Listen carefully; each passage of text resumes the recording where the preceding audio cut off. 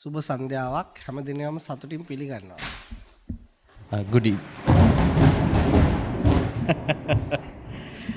It's a warm welcome from the nature. Good evening, everyone. I would like to welcome you to our center. සභාව දහමත් ඉතින් ඔයගොල්ලෝ පිළිගත්තා. I think the nature has already welcomed you. ඉතින් මේ බුදුදහම ගැන අපිට ශාම්ණිය අදාවෙන්නේ. Richie. මේ බුදුදහම ගැන මේ ඔයාලට හිත පිළිබඳව ප්‍රශ්න තියෙන අහන්න අපි සාකච්ඡාවක් කරමු. So if you have questions about the philosophy of Buddhism and maybe about your own mind, own life, you can raise those questions. Based on the questions, we can go forward in the discussion. Please feel free to ask any question. Can you tell us a little bit about the monastery? Okay. ඔබට පුළුවන්ද මේ මධ්‍යස්ථානයේ පිළිබඳ අපිට කෙටි විස්තරයක් කරන්න? මේ මේක දැන් මේ තියෙන දකුණු පළාතේ ගාල්ල දිස්ත්‍රික්කයේ තමයි මධ්‍යස්ථානය තියෙන්නේ. Now we are in the southern province and this is in the Galle district. මේකේ තියෙනවා අක්කර 30කට වඩා ඉඩ ප්‍රමාණයක් මොනස්ටරි එක තියෙනවා. So the center extends about 30 acres. ඉතින් මෙහි සාමාන්‍යයෙන් අපේ දෛනිකව 50ක් විතර මෙහි ඉන්නවා. So generally there are currently there are about 50 residents here practicing spirituality. ඉතින් ධර්ම සාකච්ඡා කරන කාලයක් වුණොත් භාවනාවක් උගන්වන කාලයක් වුණොත් ඒ දවසට 80 100ක් විතර ඉන්නවා. So when we have special sessions, programs, retreats, generally additionally another 100 or 80 would come. මෙහි අපි ප්‍රධාන වශයෙන් උගන්වන පණිවිඩය තමයි හිත තේරුම් ගන්න හැටි. ඒ හිත තේරුම් ගැනීම තුළ එයාට හිත නිවා ගන්න පුළුවන් හැකියාව තියෙන බව අපි මෙහි දැන් ලංකාවේ අයට වගේම ලංකාවේ පිට බොහෝ දෙනාට කියලා දෙනවා. So the main message that we are conveying from this center is by understanding the nature of the mind, you can attain the bliss. You can attain the happiness that you are searching for. ඉතින් ගොඩක් මනස කඩා වැටුනහම දැන් අපේ දේශනා ලක්ෂ ගාණක් අහලා තිනවා. ඒගොල්ලෝ යහපු අය කවුරු හරි මනස කඩා වැටුනහම මනස දුර්වල වුනහම බොහෝ දුරට මේ ආයතනයට යොමු කරනවා. So when there are a lot of people who are listening to our discussions which are available online, and when some people undergo mental pressures, anxiety or depression conditions, they come to us and we try to help them. Is it okay if I... Yes, please. At what age does someone come at an age to reside here? To come here and to become a monk? කුමන වයසේද මේ ස්ථානයට ඇවිල්ලා කෙනෙක්ට පැවිදි වෙන්න පුළුවන්? සාමාන්‍ය අවුරුදු 20න් උඩට ගියහම පුළුවන්. Generally when you are about 20 years, then you can come to us. Why do most people choose to become a monk? Do they find a calling to do that, or is it on their own accord? ඇයි බොහෝ දෙනෙක් පැවිදි වීම සඳහා පෙළඹෙන්නේ? ඔවුන්ට යම්කිසි කැඳවීමක් ලැබෙනවද? නැතිනම් වෙනත් හේතුවද? මෙහෙමයි. අපි මේ ලෝකේ පැවිදි සම්ප්‍රදායන් ගොඩක් තියෙනවා. Now there are different disciplines of there are different cultures of being in the monkhood. දැන් එකක් තමයි අපි මේ ඉන්න එක මේ බුදුදහමේ විදියට බෞද්ධ සංස්කෘතියකට අනුව භික්ෂුන් වෙලා, තව ෆාදර්ස්ලා වෙලා, තව මුස්ලිම් ආගමට අනුව, හින්දු ආගමට අනුව ඒ වගේ පැවිදි සංස්කෘති ගොඩක් තියෙනවා. So Buddhist monk is one avenue, and when you consider other religions also, Islam, Christianity, they also have certain enrollments similar to a monkhood.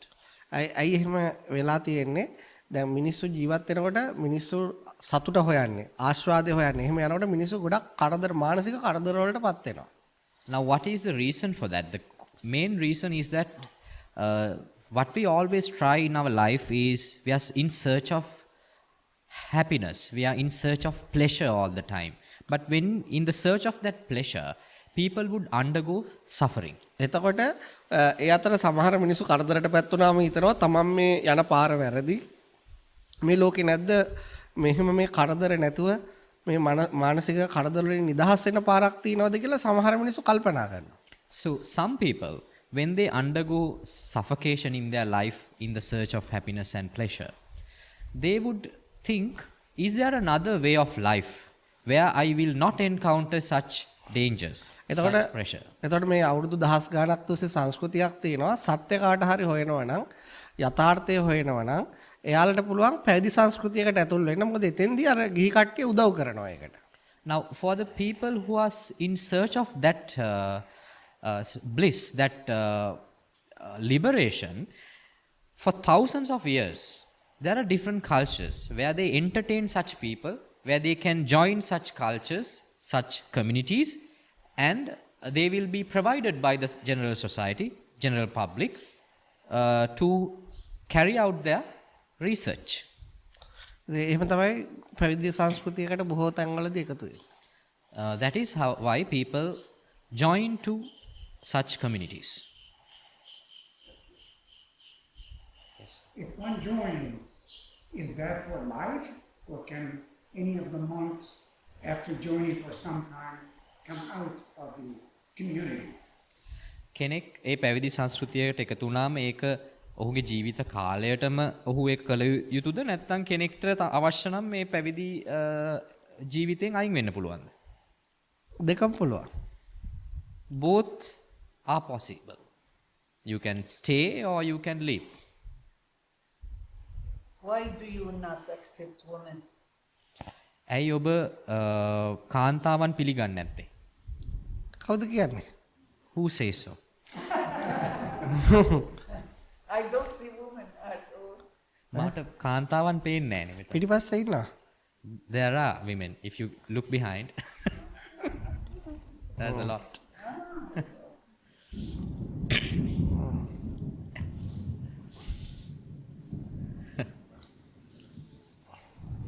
What led to you joining to be a monk? ඔබට මොකක්ද හේතුව වුණේ භික්ෂුවක් බවට පත්වීමට? මට හේතුවක් උනේ මේ මගේ තරුණ කාලේදී මානසික පීඩා ආවා. එතකොට මට හිතුණා මේ යන ගමන වැරදි කියලා. එතකොට අපි ලංකාවේනේ. එතකොට අපේ සංස්කෘතිය ඇතුලේ ගොඩක් යථාර්ථය හොයන අය, මොකද්ද මේ ජීවිතය කියලා හොයන අය මේ පැවිදි සංස්කෘතියකට එකතු වෙනවා. මම ඒ නිසා තමයි මේකට එකතු වුනේ. My reason is that when I was young, I underwent a lot of mental suffocation, a lot of pressure came to me mentally. So then I searched for something where I can liberate from this mental pressure. So I saw in Sri Lanka, the culture is this. People who are in search of the reality about the life, they join to a monastery like this and be a monk. That is the reason that I joined as a monk. So, see, the head monk, now there's different levels of monkhood. එතකොට ඔබද මෙහි ඉන්න ප්‍රධාන භික්ෂුව ඒ අතරතුර භික්ෂූන් අතර එහෙම දූරාවලියක් පවතිනවද? ඔව් එහෙම එකක් තියෙනවා. මේ කියන්නේ අර ඒ දිනදා වැඩ කටයුතු පහසු කරගන්න. දැන් මෙහි මේක ආයතනය මම පටන් ගත්තා. මම තමයි මැසේජ් එක කිව්වේ. එතකොට ඒ හරහා තමයි කට්ටිය එකතු වෙන්නේ. අදටත් මම මනස ගැන කාට හරි උදව් වුණ වෙලාවට පැහැදිලි කරලා දෙනවා. ඉතින් ඔබ කිව්වා වගේ මම තමයි ප්‍රධානම වැඩ කරන්නේ. ඊට අමතරව ඒ මනස ගැන තේරුම් ගැනීම මත, ඒ මහාන වෙච්ච කාලයේ මත ඒ අවස්ථාවට ඒ නායකත්වය ගන්න ඉන්නවා. Yes, for the purpose of administration, there is a hierarchy. Now, I am the one who initiated to start this center, and all of these people who have ordained here, they have been listening to my sermons and discussions, and they came to me to become monks and practice the spirituality under me. And also, with the age of your,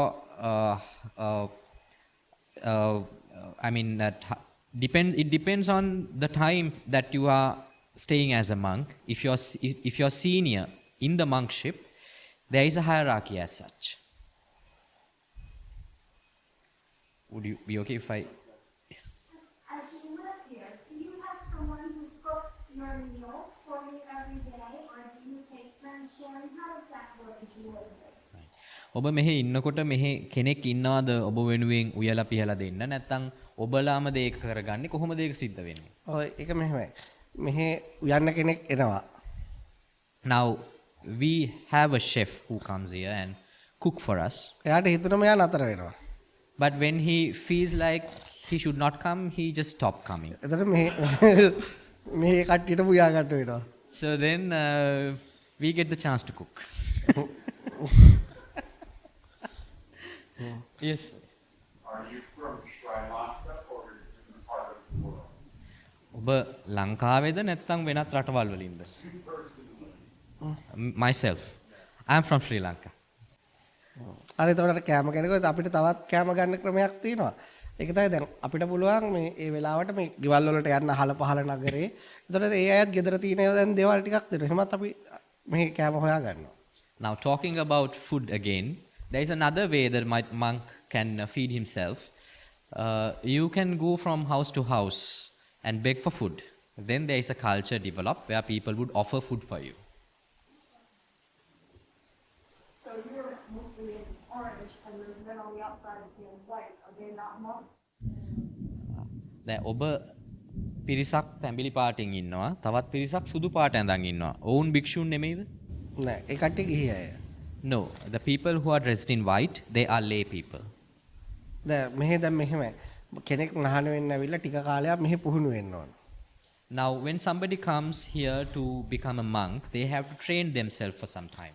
සාමාන්‍යයෙන් අවුරුද්දක් විතර කිට්ටු වෙන්න. An earlier time of year, 1 year time. ඉතින් ඒ වෙලාවේ එයාලා සුදු තමයි ගොඩක් දුරට ඇඳන්නේ. So, in that time, they have this attire in white. What, who do you pray for or you contemplate for? Do you have a god or a higher Being. statue or something? Okay. What- ඔබ කවුරු නුදෙසාද යාඥා කරන්නේ? ඔබට දෙවි කෙනෙක් ඉන්නවද? එහෙම නැත්නම් ඉහළ බලවත් චරිතයක් ඉන්නවද වන්දනා කරන? එහෙම නැහැ. No, we don't have such. You don't have what? We don't have such entity or God. So do you pray for who? එතකොට ඔබ කාටද වඳින්නේ? අපි වඳින්නේ මනුෂ්‍යත්වයට. We worship humanity.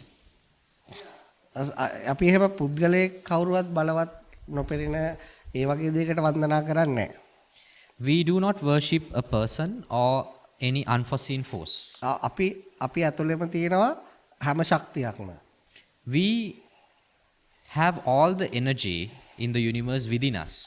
අපිට අපේ මනසේ තියෙනවා අපිට දෙවියෙක් තරම් බලවත් ශක්තියක්. In our own mind, we have an energy similar to a god. ඒ වගේම අපේ මනසේ තියෙනවා සත්තුන්ටත් වඩා තිරිසන් වෙන්න පුළුවන් හැකියාව. And our mind also have a capacity to become wild like an animal. එතකොට අපි කරන්නේ අපේ මනස තේරුම් ගන්නවා, අපේ මනස උසස් කර ගන්නවා, ඒ මනසින් නිදහස් වෙනවා. So what we do here, what we are doing is we understand our mind and we elevate our mind and we liberate from our mind. And when we die, what happens to our mind and body and spirit? What Ito- will happen? එතකොට අපි මිය ගියාට පස්සේ අපේ ශරීරයට, අපේ මනසට, අපේ ආත්මයට කුමක්ද සිද්ධ වෙන්නේ? ඒක ඇත්තටම මේ ලොකු ඉගැන්වීමක් ඒක. Now it's a very long teaching, හැබැයි මම ඔබට තේරෙන විදිහට මෙහෙම කියන්නම්. but I will try to put it in the most simplest context for your understanding. අපි හැම කෙනෙක්ම මරුණට පස්සේ ආයිත් උපදින්නේ නැහැ. Now, every human being would not have a rebirth. හැබැයි ගොඩක් අය නැවත එයාට ජීවිතයක් සකස් වෙනවා. But majority would have a rebirth. කවුද උපදින්නේ නැත්තේ? Now, who are the people who will not have a rebirth? දැන් අපේ ඇතුළේ තියෙන ලොකු ආසාවක් තියෙනවා. Now, we have desire inside us. එතකොට ඒ ආසාව ඇතුව තමන් මරණ වෙලාව වෙනකොට ඒ ආසාව ප්‍රහාණය වෙලා නැත්තම් ඒ හිත ඇතුලේ ආසාව තියෙනවනම් අන්න එයාගේ හිත නැවත සකස් වෙනවා. Now, at the time of your death, if you have not eliminated the desire inside you, in other words, if you have a desire left inside you, for such a person would have another birth. තව ඉන්නවා සමහර ඉන්නවා මිනිස්සු ඒගොල්ලෝ ජීවිත කාලෙදිම දේවල් විඳවලා හිත තේරුම් අරගෙන ආසාව ප්‍රහාණය කරපු අය. But there is a set of people within their lifetime, they have enjoyed their life and they have undergo suffocation and they have searched for liberation and they have achieved the liberation. As a result, they have no desire left inside. If there is no desire, such a person would not have a rebirth. එතකොට එයාගේ මරණයෙන් පස්සේ නැවත එයා සකස් වෙන්නේ නැහැ. So he will not come back after his demise. මම ඔයාට උදාහරණයක් කියන්නම්. I will give you an example. දැන් අපි තියෙනනේ ඇට වර්ග තියෙනනේ. වී Now, there are different types of seeds. ඒ ඇට වලට පුළුවන් තව පැලයක් හදන්න. So a single seed can generate another plant. එතකොට ඒක ගිහිල්ලා ඒ සුදුසු පොළොවක දාලා ඒ වතුර දාලා ඒක රැක බලා ගත්තොත් ඒ ඇටේ තියෙන ශක්තියෙන් පැලයක් නිර්මාණය වෙනවා. So if you plant a seed in a nutritious soil and if you give all the necessary requirements for its generation, then it will grow. තව ඇටයක් තියෙනවා ඒක ඇතුළ කුණු වෙලා. ඒකේ තව පැලයක් හදන ශක්තිය නැති වෙලා. ඒක ගිහිල්ලා කොච්චර හොඳ පොළොවක පැල කරත් තවත පැලයක් නිර්මාණය කරගන්න බෑ. So there are some seeds which is rotten from inside. It does not carry the energy of creating another life form. So if you plant such a seed in a fertile environment, even though it is fertile, it will not give another plant. මනුස්සයෙක්ට තමන්ගේ ජීවිත කාලයේ තියෙන හැකියාව තමයි තමන්ට ඕන නම් තමන්ගේ නැවත උපදින ශක්තිය නැති කරගන්න පුළුවන්. නැවත ඕන නම් ඒක වැඩි කරගන්නත් පුළුවන්. එතකොට ඒක තීරණය තමා සතුයි. So every human being has the capacity within his lifetime to stop that life energy within him, like a infertile seed. So that is a choice given to every human being. Or otherwise, he can multiply the capacity of regeneration and have a long reincarnation. Did you understand what I say? Yes. In a serene place like this, it is not too difficult to concentrate mentally and liberate oneself. What about real life? When people don't have enough to eat, when people, are really suffering, how can a normal person reach such liberation within himself? දැන් මේ වගේ ඊටමත් සාමකාමී තැනක මනස සාවධාන කරන්න එක අරමුණක තියාගන්න හරිම ලේසි. නමුත් සාමාන්‍ය ජීවිතේ මිනිස්සු ආහාර සරහා අරගලයක යෙදෙනවා. යුද්ධ සඳහා අරගලයක යෙදෙනවා. ඊටමත් දරුණු වාතාවරණයක් බාහිර පරිසරයේ පවතිනවා. ඉතින් සාමාන්‍ය ජීවිතයේදී අපි කොහොමද ඔබ කියන ඔය නිදහස විමුක්තිය ළඟා කරගන්නේ? ඒක එතෙන්දී තමයි ඇත්තටම ලේසිම. So it is that is the point where it is easiest to attain liberation for a person, not a place like this. ඇත්තට මේ වගේ පරිසරයක් සාමකාමී නෑ. ඒ ඔබට දැනට පේන විදිය. Now this environment is not peaceful. That is what you notice at this moment. මොකද දැන් අපි මේ දේශනා කරන මැසේජ් එක ලංකාවේ ඉන්න ගොඩක් මිනිස්සුන්ට එකපාර තේරුම් ගන්න බෑ. Now this message I am conveying in Sri Lanka, many Sri Lankans cannot understand it. මොකද හේතුව මේක අපි දේශනා කරන්නේ මේක ආගමක් ගැන නෙවෙයි. එතනින් ගියාට පස්සේ තවත් වන්දනාවක් ක්‍රමයක් ගැන නෙවෙයි. අපි දේශනා කරන්නේ මිනිස්සෙගේ ඇතුලේ තියෙන මානසික ශක්තිය අවදි කරගන්නේ කොහොමද කියන එක. Because what we teach here is not another religion. We do not promote worshipping. What we teach is a way for a human being to energize themselves, to energize their mind. එතකොට ඒ සම්ප්‍රදායේ තියෙන බොරු දේවල් වලට අපි පහර දෙනවා. So all these ignorant things in the culture which have been there for very long time, we attack them, we criticize those things. එතකොට මිනිස්සුන්ගේ ඔළුව ගිනි ගන්නවා. So when we do things, general public, they are not happy about it. එතකොට මේක තනිකර ඇත්තටම යුද පිටියක් වගේ. So therefore, this place is like another war zone. එතකොට ඒ අය සමාජ බලය පාවිච්චි කරලා එයාලට කරන්න පුළුවන් හැම දෙයක්ම කරනවා. So they use whatever the social power that they have and do everything to stop us. ඉතින් අපි ඒ දිහා හොඳට බලාගෙන ඉන්නවා. But we are observing what they are doing. ඉතින් ඒවට අපි මුහුණ දෙනවා. And we are facing those difficulties. ඔබ මෙහි මාස 6ක් හිටියොත් ඔබට තේරෙවි ඔබගේ ගෙදර හරිම සාමකාමී කියලා. Now if you stay here with us for 6 months, then you will realize your home is more peaceful than here. මොකද එහෙම කියන්නේ මෙහි දැන් තරුණ අය මහාන වෙලා ඉන්නේ. ඒගොල්ලෝගේ ගොඩක් අයගේ දෙමාපියෝ ඒකට කැමති නැහැ. Now what I say this because on the other hand, there are a lot of young people who have ordained at this center. In many cases, most of their family members do not like the fact that their siblings, their children are ordained at this place. ඉතින් ඒක නිසා මේ අපි කියන පණිවිඩය කෙනෙක් හරියට තේරුම් ගත්තොත් එයාට ඕනම කටුක පරිසරයේ නිදහසේ ජීවත් වෙන්න පුළුවන්. So if someone can understand what we are trying to convey here, he or she will be able to live in any uncomfortable environment. ඒ නිසා ඒක නිසා ඔබට ප්‍රශ්න වැඩි නම් ඔබට කරදර වැඩි නම් ඔබට ඒ සියලු දේවල් මැද නිදහසේ ඉන්න විදියක් තමයි අපි උගන්වන්නේ. Now, if you're facing a lot of troubles, if you're facing a lot of mental trauma, what I teach is to lead a blissful life amidst all those problems around you. මොකද අපිට මිනිසුන්ගෙන් අයින් වෙලා කැලේකට වෙලා ඒකට ඇති වෙන සාමකාමී බව ව්‍යාජයි. මොකද මිනිස්සු ආපු ගමන් ඒක නැති වෙනවා. Because the peace that one attain in a serene environment, a peaceful environment, it is a fake. It is a forged liberation. Because when people comes, when he's in a society, he will lose his peace and bliss. අපි කියාදේ දැන් වෙලාවේ දැන් ඔයගොල්ලෝ හැමෝම දන්න යුක්‍රේනියම යුද පිටියක් වෙලා තියෙන්නේ. Now all of you are aware that Ukraine is now a country in war.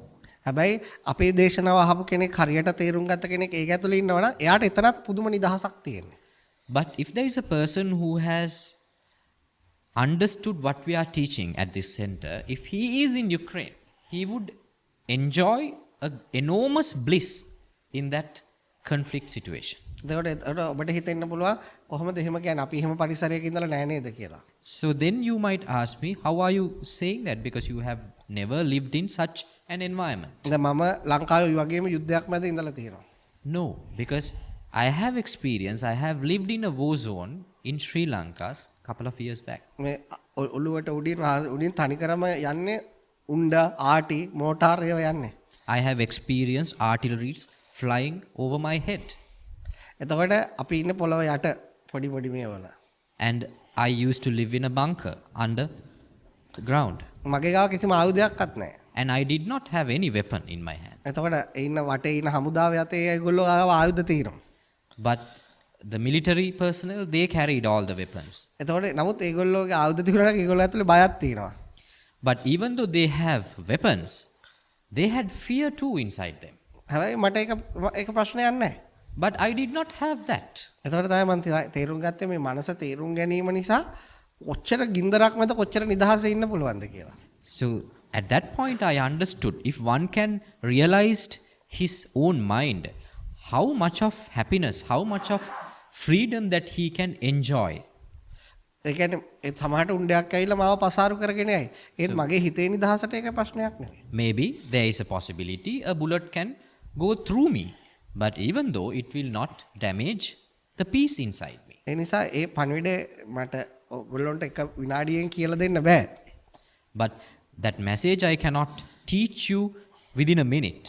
හැබැයි අපි ගොඩක් සාකච්ඡා කරලා තියෙනවා මෙතනම ඒවා ඔයාලගේ රටට ගියත් ඔයාලට අහගන්න පුළුවන්. ඒ අහලා තේරුම් ගත්තාම ඔයාලට ඒ සමාජ ප්‍රශ්නත් එක්ක ජීවත් වෙනකොටම තමයි ඔයාලගේ හිත ඔයාලා තේරුම් ගන්න. But there are a lot of discussions that we have done at this center and which we have uploaded to the internet. Even though when you go back to your country, if you have a free time, you can watch those things and understand more about it. Then you will realize that even in your conflict situation, you can lead a blissful life. There is a way as such. ඒකේ මහා ගොඩක් ලොකු ඉගැන්වීමක් නැහැ. It doesn't have a big teaching. ඒකේ තියෙන්නේ තමන්ගේ අත්දැකීම් ඔස්සේ තමන්ගේ මනස හොඳට අවබෝධ කරගන්න. there you have to understand your own mind from your own experiences. මම එක උදාහරණයක් කියන්න. Now I will give you one example. දැන් අපිට කවුරු හරි කියනවා දරුණු මිනිස්සු ටිකක් කියනවා ඔයාව මේ පාරෙන් ගියොත් ඔයා හෙට මරනවා කියලා. Now let's say we are receiving a warning from a group of thieves or somebody, terrorists, that if you travel tomorrow in this particular road tomorrow morning, we will kill you. එතකොට අපි දන්නවා මේගොල්ලෝ මෙහෙම මිනී මරණ කණ්ඩායමක් තමයි මේගොල්ලෝ මේ කියන දේවල් කළත් තියෙනවා. ඒක අපි දන්නවා. So we are aware that they are a group of terrorists and they have done such atrocities. So we are aware of it. එතකොට දැන් උතර අපි සාමාන්‍ය මිනිස්සෙක් ඉන්නේ එයා ඒ වෙලාවේ ඉඳලා හෙට දවස් උදා වෙනකම් එයා ගොඩක් වෙලාවට බය වෙනවා. So an ordinary person, if he receives such a warning, a death threat, he will suffer from his mind until the next morning. ඇයි එහෙම වෙන්නේ? Now, what is the reason for that? මොකද එයාට එයාගේ මනස තේරුම් අරගෙන නැහැ. Because he has not understood the nature of his mind. එතකොට එයාගේ මනස එක එක චිත්‍ර නිර්මාණය කරනවා. Because of that misunderstanding, his mind will create lot of pictures, images inside. එතකොට එයා මරණ හැටි පේනවා, කපන හැටි පේනවා, එයාගේ පස්සෙන් එලවන හැටි පේනවා. ඒ වගේ දසදහස් ගණන් අර රැය එළි වෙනකන් ඒ චිත්‍ර එයාගේ ඔළුවේ මැවෙනවා. So throughout the entire night, he will have different dreams, illusions, the way that the people would come after him tomorrow and the way that they will pierce his body, they will amputate his limbs. They will see all these images, illusions inside. එතකොට එයා ඒවට බය වෙනවා. And he will get frightened from those illusions. දැන් එතන ඉන්නවා අපේ ධර්මය අහපු කෙනෙක්ටත් ඕක අහන්න ලැබෙනවා. හොඳට අහලා තේරුම් ගත්ත කෙනෙක්ට. So there is a second situation. A person who is aware of our message would also get a death threat as such.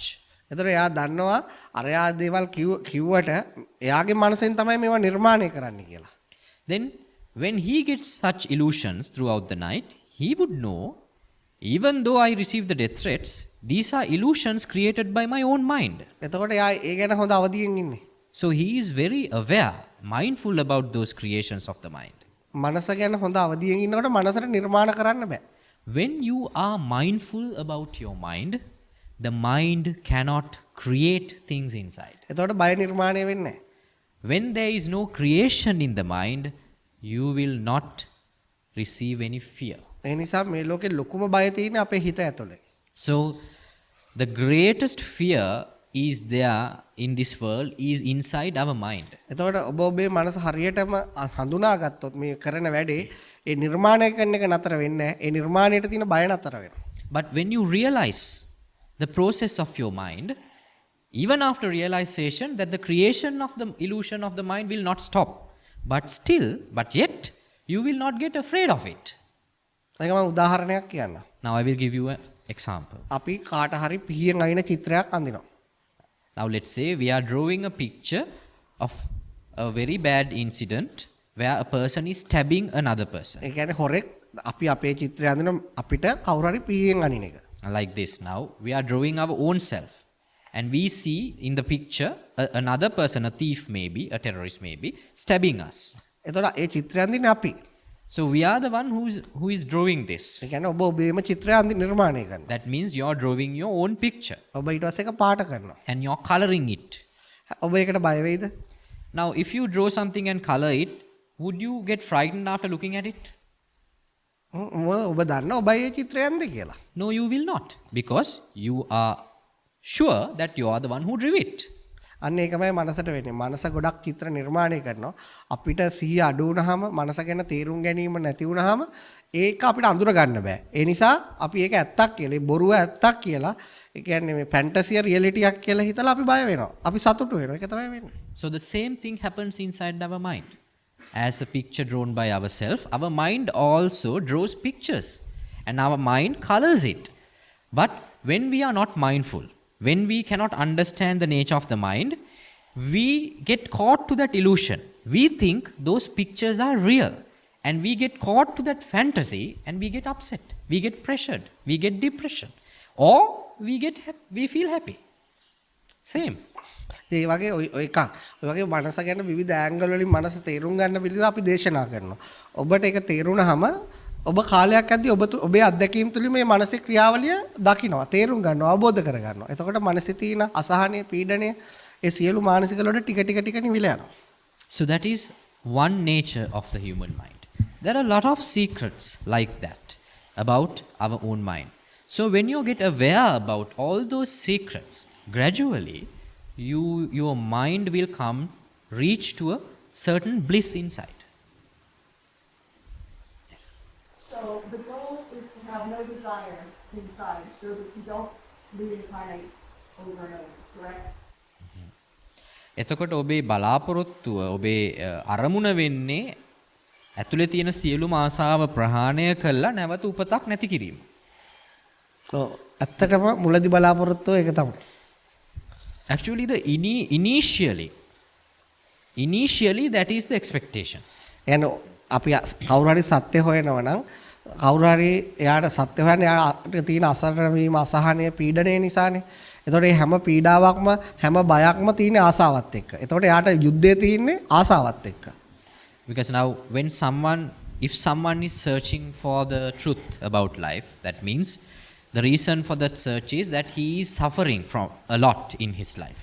So all those suffocation inside the mind, the cause for that suffocation is desire. So generally he is struggling, he is waging a war against the desire. එතකොට එයා කාලයක් ඇද්දි තේරුම් ගන්නවා එයා ආසාව පවා නැති කරන්න ආසා වුණොත් ඒකත් ආසාවෙන් ප්‍රභේදයක්. එතකොට ඒකත් මේ මනසේම තියෙන ආසාව හැටි කියලා තේරුම් ගැනීම තුළ එතරිනුත් එයා අයින් වෙනවා. So generally when he goes in the spiritual path for some time, a very long time, then he will realize his ambition to get rid of desire is to another form of desire. And he will give up that expectation as well. හැබැයි කෙටින් මුලදී මේ දහමාන මුලදී එයා ඒ ආසාව නැති කරගත්න එක බලාපොරොත්තුවක් තියාගන්න එක හොඳයි. එතකොට තමයි යාට අහන්න ලැබෙන්නේ. හැබැයි යා කාලයත් එක්ක එයාගේ මනස පළල් වෙනකොට ප්‍රඥාව වැඩි වෙනකොට යාට තේරෙනවා ආසාව මත ඕනම දෙයක් ක්‍රියාත්මක වුණොත් එතන දුකක් තමයි පවතින්නේ කියලා. Because at the inception, at the beginning of a spiritual path, it is okay to have such a target, because all of his suffering is the reason for all the suffocation in his life is because of the desire. But when he matures in the spiritual path, his wisdom will be widened. Then he will realize even having an expectation of losing desire is another form of desire which will again create suffocation inside me. So if you can come to the stage where you have no desire, then, and so you don't reincarnate, is there a place that you go, no matter how many you would say, or Right. එතකොට ඔබ ඔය කියන විදිහට අපි තෘෂ්ණාව නැති කරා කියමුකෝ. එතකොට අපිට නැවත උපතක් ලැබෙන්නේ නැහැ. එතකොට අපි යන තැනක් තියනවාද? ඔබ ඔය කියන නිර්වාණය වගේ මොකක් හරි තැනක් තියනවාද? තැනක් නැහැ. There is no place as such. ඒක තැනක් තියේ කිව්වත් වැරදි, නැහැ කිව්වත් වැරදි. Actually it is wrong to say there is no place and also there is a place. ඒක මම මෙහෙම උත්තරයක් දෙන්න. I will give you an answer like this. ඔබ ඉටිපන්දමක් දැල්වලා තියෙනවනේ. Now let's say you have light up a candle. එතකොට ඒ ඉටිපන්දම දැල්ල හොඳට දකිනවා අපි. You can see the flame of the candle. ඒක නිවුනහම ඒ දැල්ල නිවිලා ගියහම if that flame goes off, ඒ දැල්ල තීනවද නැද්ද? is the flame still there or not? අපිට පුළුවන් නිවුන නිසා නැහැ කියන්නේ. එතකොට දැල්ල කොහෙද ගියේ? So we can say since the flame has goes off, it is no longer there. Then where has it gone? අන්න ඒ වගේ එක. ඒ කියන්නේ අපිට සත්‍ය අවබෝධ කරලා ඒ නිර්වාණය සාක්ෂාත් කර ආසාව නැති වෙච්ච කෙනෙක් මරුණාට පස්සේ, ඒ කියන්නේ අගේ කය නැති වුණාට, හුස්ම නැති වුණාට පස්සේ අර ඉටිපන්දමේ දැල්ල වගේ. ඒක තියේ කිව්වොත් නැහැයි කිව්වොත් කවුරු රහන්නේ නම් කොහෙද ගියේ කියලා. ඒ නිසා ඒකට නෑ කියන්නත් බෑ, තියේ කියන්නත් බෑ. මොකද එතන තැනක් පනවන්න බෑ ඇත්තටම. So it is similar to that. An enlightened being after his last breath, he is like a flame which has gone off. You can't say that he is not there. Or you can't say that he has gone, because then somebody would ask, where has he gone? There is no answer for that. You can't pinpoint a place of his place that he occupies after that. ඒක ඔය පහන් දැල්ල කියලා උපමා කරේ ඔබේ හිතට. So what I meant, the flame means your own mind. එතකොට මනස නිවිලා ගියාට පස්සේ මනස අතුරුදහන් වුණාට පස්සේ ඒක එතන තියේ කිව්වොත් කවුරු හරි අහනවා එහෙනම් කොහෙද ගියේ කියලා. එතන කොහෙ හරි නැතයි කියලා කිව්වොත් එහෙනම් ගොඩක් ප්‍රශ්න නිර්මාණය කරනවා. ඒ නිසා මේ භාෂාව ඇතුලේ වචන නැහැ ඒ පිළිබඳව විස්තර කරන්න. So when your mind is liberated, when your mind stops, if I say that it has gone, then one can question where has it gone. If I say that it is no longer there, then there will be thousands of questions created.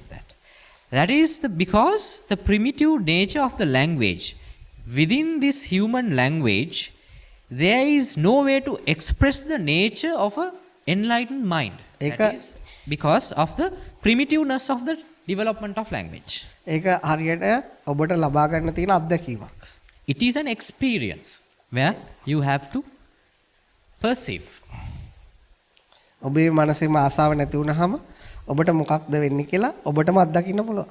When you lose all the desire inside, what happens to your mind, you can experience it. මම ඔබට මෙහෙම උදව්වක් කරන්න. I will help you like this. අපේ මනසේ දවසේ පුරා හැමතිස්සෙම ආසාව උඩට එන්නේ. Because we don't get desire all the time within the day in our mind. සමහර අවස්ථා තියෙනවා මනසේ ආසාව නැහැ. There are certain occasions there is no desire inside us. ඔබට හොඳ අවදියක් තියෙනවා නම් ඒ වෙලාව හිතට මොකද්ද වෙන්නේ කියලා ඔබටම තේරෙනවා. If you have lot of awareness, if you have developed lot of mindfulness, you will experience what happens to your mind in such occasions. Yes. Would it be okay? I heard you mention the word Ukraine, and since you live here on listen piece, do you listen to the television, or how do you know what is going on in the rest of the world? මට ඇහුණා ඔබ යුක්‍රේනය ගැන කතා කරනවා. ඔබ මේ තාම සාමකාමී පරිසරයක ඉන්නවා. ඔබ කොහොමද ඔබ ඒ පිට සිද්ධ වෙන දේවල් ගැන දැනුවත්ද? මේ තියෙන ෆෝන් එකේ ඔක්කොම බලන්න පුළුවන්. I can watch all the news from my phone. It is Yes. In relation to modern medicine, do you believe in the COVID-19 vaccine? මේ නූතන වෛද්‍ය විද්‍යාවත් එක්ක බලද්දී ඔබ මේ COVID-19 එන්නත විශ්වාස කරනවද? ඒකටත් ඇත්තට මෙහෙමයි. විශ්වාස කරන්නත් බෑ විශ්වාස කරන්නත් බැරි තැනක තමයි තියෙන්නේ ඒක. At the moment I am in a dilemma whether to believe it or not.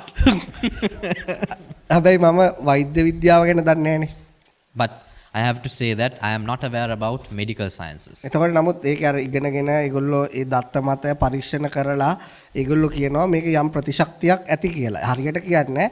එතකොට මම කරන්නේ වගේ වෙලාවට මම දන්නේ නැති වුනහම මං ඒ දැනුම තියෙන හරි ඒ ගැන කියලා පුද්ගලයෙක් හරි කියලා ඒ දිහා බලන් ඉඳලා වෙන සමහරවිට මම වර්ධින්න පුළුවන්. නමුත් මම ඒක පාවිච්චි කරගන්නවා.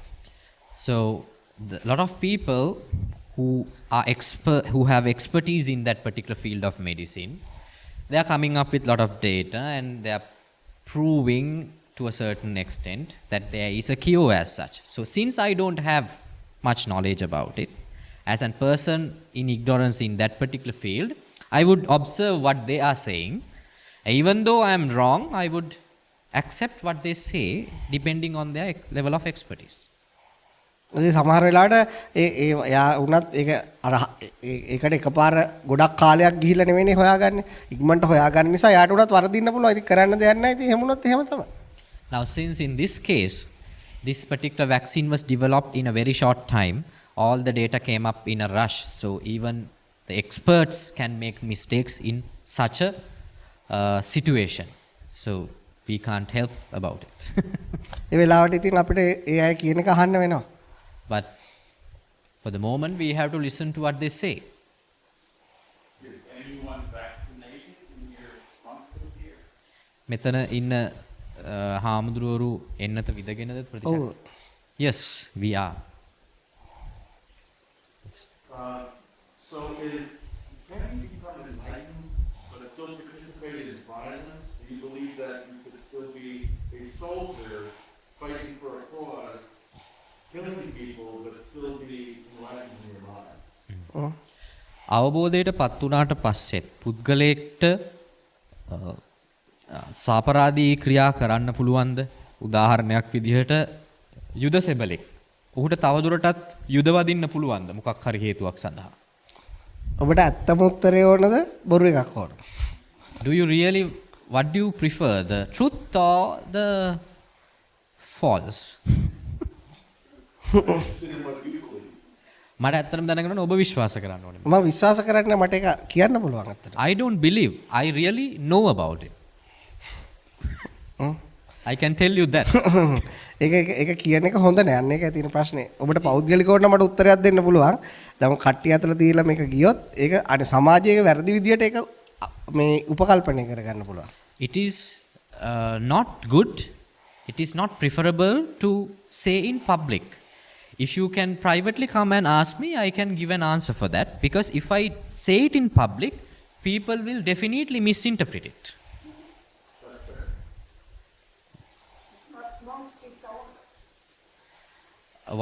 Why? Are you asking why they are celibates? Or whether they are භික්ෂූන් වහන්සේලා බ්‍රහ්මචාරී විය යුතුද? ඒක මෙහෙමයි. දැන් ලංකාවේ නම් බ්‍රහ්මචාරී විය යුතුයි කියලා සම්ප්‍රදායක් තියෙනවා. Now in Sri Lanka there is a culture and a practice where the monks should be celibates. හැබැයි ජපානයේ ගියාම එහෙ පුළුවන් බ්‍රහ්මචාරී නොවේ ඉන්න. But in Japan there are certain communities where you can marry. එතකොට චීනෙත් එහෙමයි. Even in China there is a practice as such. ඒක සම්ප්‍රදායක්. It is a culture. Yes. How old is this meditation center? මෙම ආයතනය කොච්චර පරණයිද? 13 වගේ. Now it's nearly 9 years. And did the government help you get financing that's still in place or through donations? ඔබට රජයෙන් ආධාර හම්බුණාද මූල්‍යමය වශයෙන් මෙය නිර්මාණය කරන්න? එහෙම නැත්නම් පරිත්‍යාග වලින්ද මෙය නිර්මාණය කළා තියෙන්නේ? ඇත්තට මේක ඔක්කොම පරිත්‍යාග වලින් තමයි නිර්මාණය කරලා තියෙන්නේ. රජයට අපි දීලා තියෙනවා නිර්මාණය කරනවා. Actually this is fully by the donations of people. We have provided to the government from the donations. Yes, please. අතන උඩ ඉන්න පුද්ගලයා කවුද? මම තමයි ඉතින්. It's me. එහෙනම් තින්ත. If it is not me, just ink. Yes. I know there are different methods of meditation. What is the method that in this monastery you advertise or you practice? මම දන්නවා විවිධාකාර භාවනා ක්‍රම තියෙනවා කියලා. මෙම ආයතනය තුල ඔබ අනුගමනය කරන භාවනා ක්‍රමය කුමක්ද? කිසිම භාවනා ක්‍රමයක් අනුගමනය නොකිරීම. Our method of meditation is not practicing any sort of meditation. අර ඔබට කිව්වේ අපේ ක්‍රමය තමයි ප්‍රශ්න වලට මුහුණ දීලා ජීවිතයට මුහුණ දීලා ඒ ඔස්සේ මනස අවබෝධ කර ගැනීම. Our method is, as I said before, we face problems, we face life, and through our experiences we understand our mind. But you must meditate at some point in time, don't you? නමුත් ඔබ ජීවිතේ කුමන හෝ අවස්ථාවක භාවනා කළ යුතුයි නේද? නැද්ද? නෑ අපිට දැන් මම කළා තියෙනවා ඒ මනස ගැන හරියට අවබෝධ කරගත්තේ නැති කාලේ මට ඕන කෙනෙක්ට භාවනා ක්‍රම කියලා දෙන්නත් පුළුවන්. හැබැයි කවුරු හරි ඇහුවොත් මොකද්ද ඕගොල්ලෝ හිත නිවා ගන්න පාවිච්චි කරන එක කියලා එතකොට මම කියා දෙන්න ඕක. I have done meditation. If somebody asks me instructions regarding meditation, I can teach them. But I did meditation before understanding the path to enlightenment, where I was misled.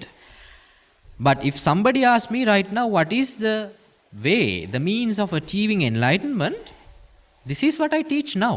By experience, understand your mind. කාට හරි ආනාපාන සතිය ඕන නම් වෙන මෛත්‍රිය ඕන නම් ඒවා පැහැදිලි කරලා දෙන්න පුළුවන්. එකෙන් කරන්නේ හිත එක තැම්පත් කරන එක. අපි කියා දෙන්නේ හිත තැම්පත් කරගන්න නෙවෙයි මනස පවතින විදියට අවබෝධ කරගන්න. So if somebody prefers to do breathing meditation or loving kindness meditation, I can teach them, because those what people are trying to achieve from such meditation is stillness in the mind, concentration. But what we teach is understanding the mind, not stillness.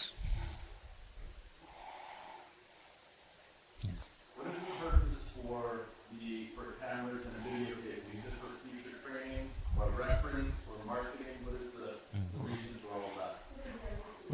මොකද්ද මේ camera කිරීමෙන් ඔබ බලාපොරොත්තු වෙන්නේ? ඒක අනාගත පුහුණුව සඳහාද, එහෙම නැත්නම් සංරක්ෂණය කිරීම සඳහාද, එහෙම නැත්නම් වාණිජමය අරමුණක් සඳහාද? මොකක්ද ඒක? ඔයත් ඔක්කොම. All those things.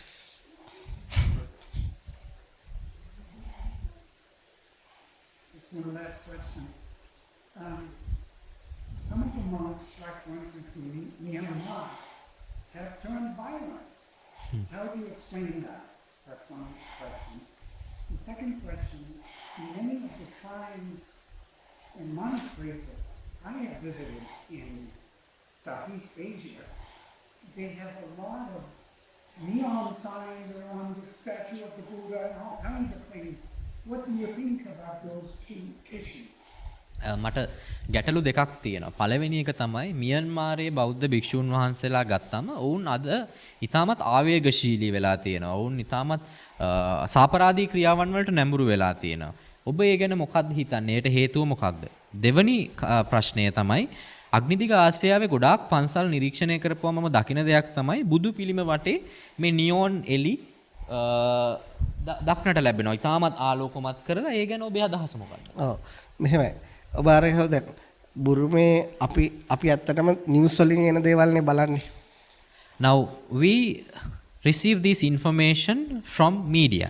එතකොට සමහර භික්ෂූන් ලංකාවේ වුණත් ඉන්නවා, බුරුමේ වුණත් ඉන්නවා, කොහේ වුණත් ඉන්නවා, දේශපාලනය කළා, ඒ දේවල් වලට රට ගැන කල්පනා කළා, ඒ භික්ෂූත්වයට එහා ගිහිල්ලා මේ ඒවා ක්‍රියාකාරීවට. ඒතර අපිට ඒවා බැලුවට පේන්නේ ඇග්‍රෙසිව් කියලා.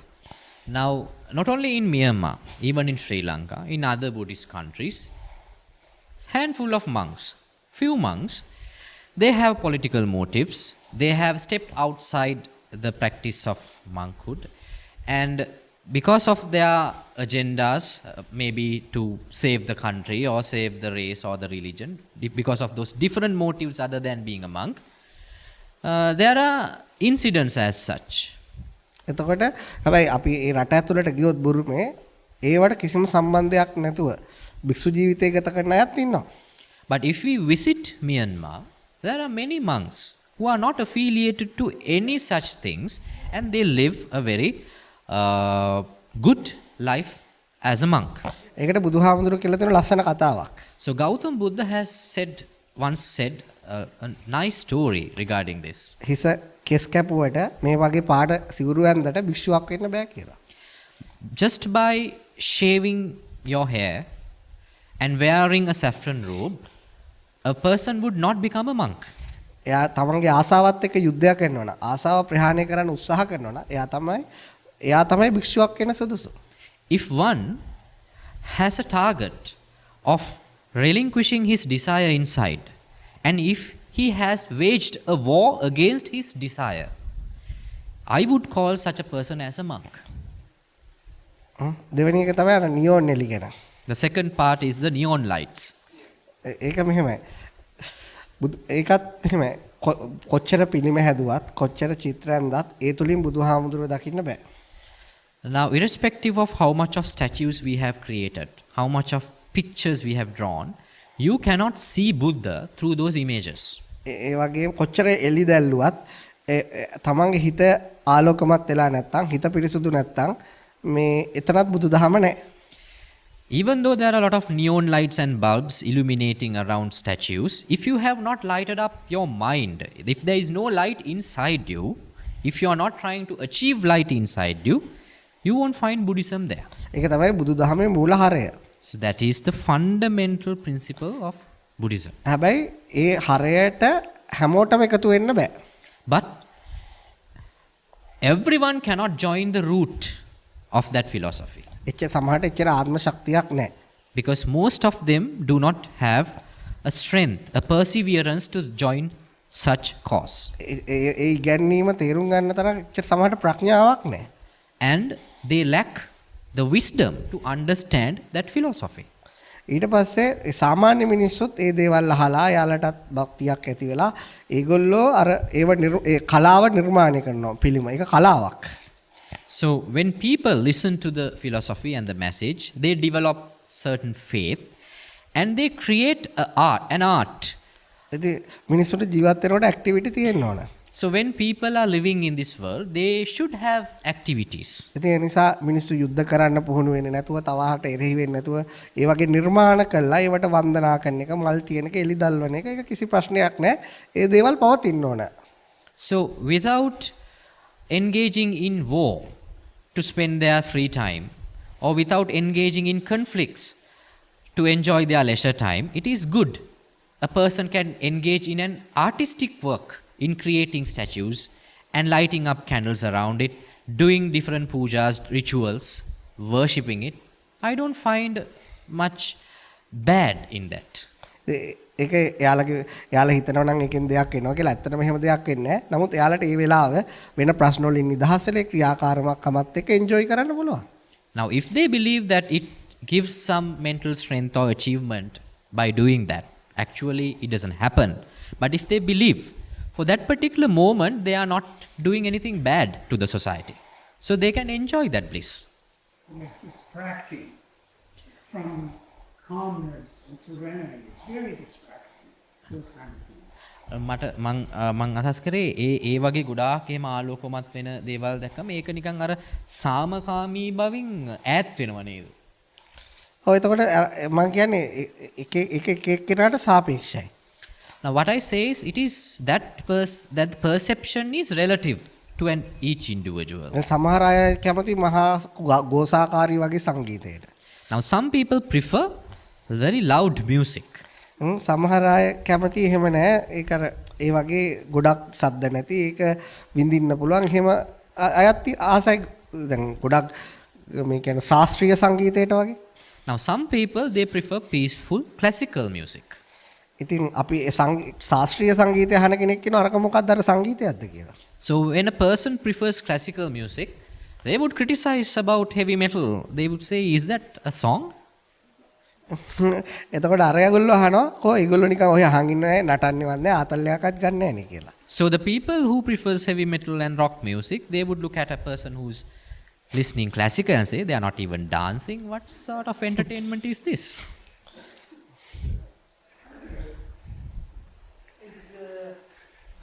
Buddha spirit is living someplace now, still someplace where in our mind, in our spirit, or in some place in the... Okay. දැන් මේ බුදුරජාණන් වහන්සේ දැන් කොහේ හරි ආත්මයක් වශයෙන් හරි ඉන්නවද? අර මුලින් අහපු ප්‍රශ්නම තමයි. That is your very first question. You are asking again. බුදුහාමුදුරුවෝ කියලා කියන්නේ එයා ආසාව නැති කරපු කෙනෙක්. Now Buddha is a person who has totally given who has surpassed his desires. ඒ කියන්නේ එහෙම තමයි පොත්වල ලියලා තියෙන්නේ. අපි එයා හම්බ වෙලා නැහැනේ. Now I haven't met him, but that is how the things are written about him on scripts. එතකොට ආසාව නැති කරාම අර ඔයාට කිව්ව බීජ උපමාව වගේ තමයි. නැවත පැලයක් හටගන්නේ නැවත උපතක් හටගන්නේ. So I would reiterate that first example I gave you about a seed. If there is no desire, that means there is no life in that seed. So therefore there won't be a rebirth. මොකද්ද අත්‍තරම බුදුහාමුදුරුවෝ කියන්නේ මොකද්ද? So what is actually Buddha?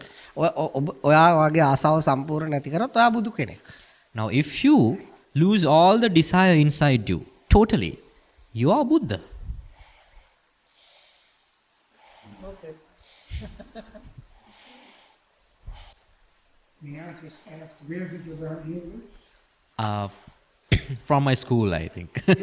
Yeah, in Sri Lanka.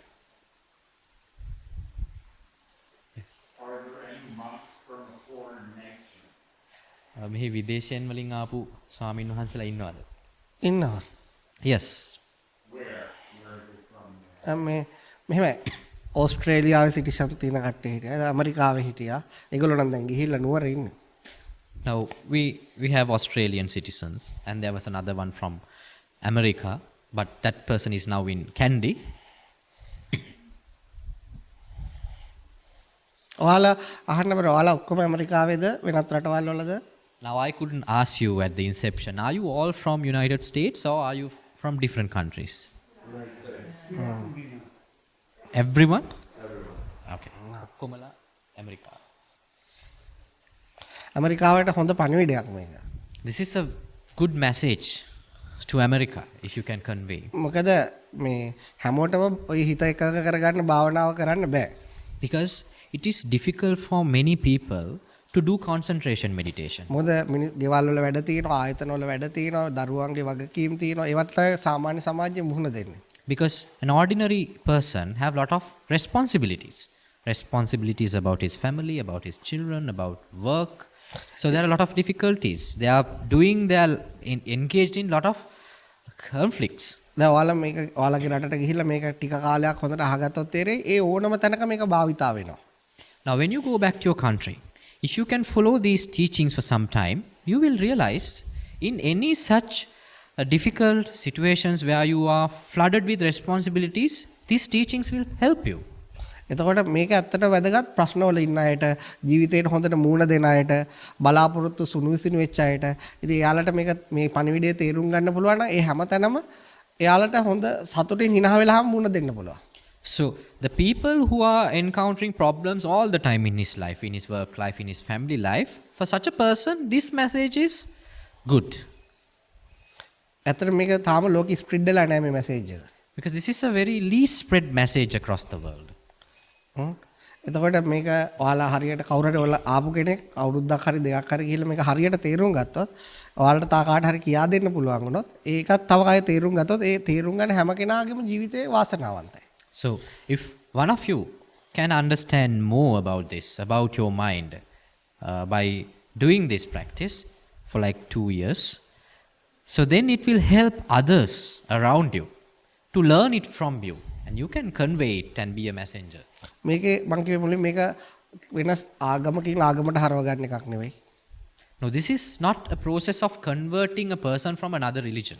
ඒක සංස්කෘතියකින් සංස්කෘතියකට මාරු කරන එකක් නෙවෙයි. This is not a process of converting a person from another culture to a nation. මේක තනිකර තමන්ගේ මනස ගැන ඉගෙන ගැනීමක්, අවබෝධ කර ගැනීමක්. This is a total process of understanding your own mind, getting enlightened about your nature, the chemistry of your mind. ඒක තුළ යාගේ ප්‍රතිඵලය තමයි යාගේ මනසේ අර මානසික ලෙඩ සියල්ල අතුරුදහන් වෙන එක. So the result of understanding is that you will get out from all the mental traumas, mental troubles. මේකේ මේ මනස ගැන අවබෝධ කර ගැනීමේ ප්‍රතිඵල තියෙන්නේ මරුණෙන් පස්සේ නෙවෙයි. මේ ජීවිතේදීම මනුස්සයෙක්ට ඒක භුක්ති විඳින්න පුළුවන්. So the result of understanding your mind, you will not experience it after your death. You will experience the fruits of it within your lifestyle. ඉතින් ඒ නිසා මේක ඇත්තටම මේ දැන් තමයි දැන් අවුරුදු 10ක් 9ක් මේ කාලේ තමයි මේක මේ අපි මේ පණිවිඩය ලෝකෙට කියන්නේ. මේක දැන් ඔයාලා එනවා තව ගොඩක් අය අහනවා. ඒක හිමිහිට තේරුම් ගන්න ඕනේ. එකපාර කලබලෙන් තේරුම් ගන්නත් බෑ. එහෙම ගිහිල්ලා කාලයක් ඇද්දි මිනිස්සු තේරුම් ගත්තාම තමන්ගේ ජීවන ක්‍රමය තුළදීම තමන්ට තමන්ගේ හිත නිදහස් කරගන්න පුළුවන්.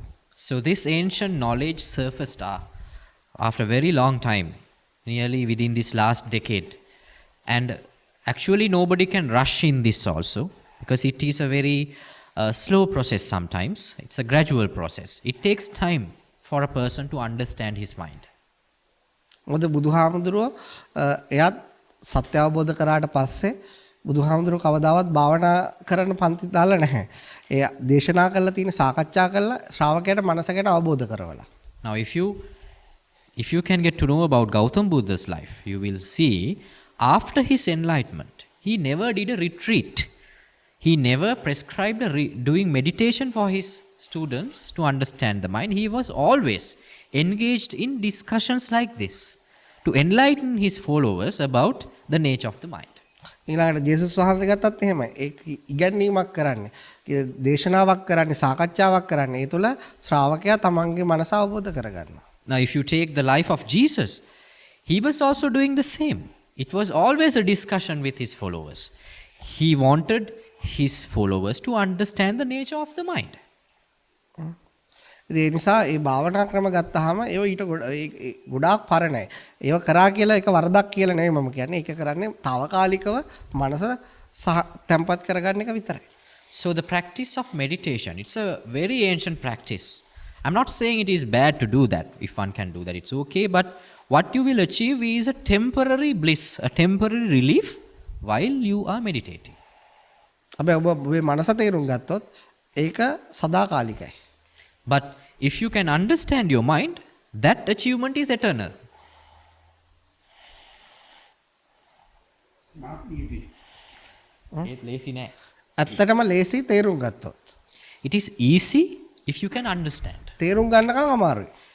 Until the moment you understand it properly, it will be difficult. මේක ඇත්තටම කරන්න ඔයාලට කරන්න මේක ප්‍රැක්ටිස් කරන්න කියලා උගන්වන්න දෙයක් නැහැ. Actually, there is no exercise which I can prescribe for you to follow as a practice. අපි යම්කිසි සාකච්ඡා කරනවා ඔයාලට අහනවා ඒ අහන එක ඔස්සේ ඔයාලගේ අත්දැකීම් තියෙනවා ඒවත් එක්ක ඔයාගේ මනස ඇනලයිස් කරගන්නවා අවබෝධ තේරුම් ගන්නවා ඒ තේරුම් ගැනීම තුළ මනස ටික ටික නිවෙන්න පටන් ගන්නවා. So what happens is you listen to these discussions about the mind. So you have your own experience in your life. With your own experience, you gradually understand the nature of the mind. තා ප්‍රශ්න නැත්තම් මේ නත් අවසන් කරමු නේද? So do we have more questions? කකුල් රිදෙනවනේ. Does your leg hurt? So if we do not have any further questions, we will wind up the session. Okay? හරි. මේ ඉතින් ඔයාලා හැමෝමත් එක්ක හමු වීම සතුටක් සාකච්ඡා කරන්න ලැබීම සතුටක්. So I'm happy that I met you all today, and it's opportunity and a great opportunity which I appreciate that I had this discussion, a fruitful discussion with you today. ඉතින් මේ අපි ඔයාලට ආශිර්වාද කරනවා මේ ඔයාලගේ ජීවිතය වාසනාවන්ත වෙන සාර්ථක වෙන්න මේ ඉගැන්වීම ඔයාලට තේරුම් ගන්න පුළුවන් වුණොත් ඒක හිත නිවා ගන්න ශක්තිය ධෛර්යය ලැබෙන්න කියලා. So I bless you all to achieve the success that you seek for in your life, and I think that this knowledge, this teaching, this discussion would help you to understand about your mind and attain the bliss that we are talking about.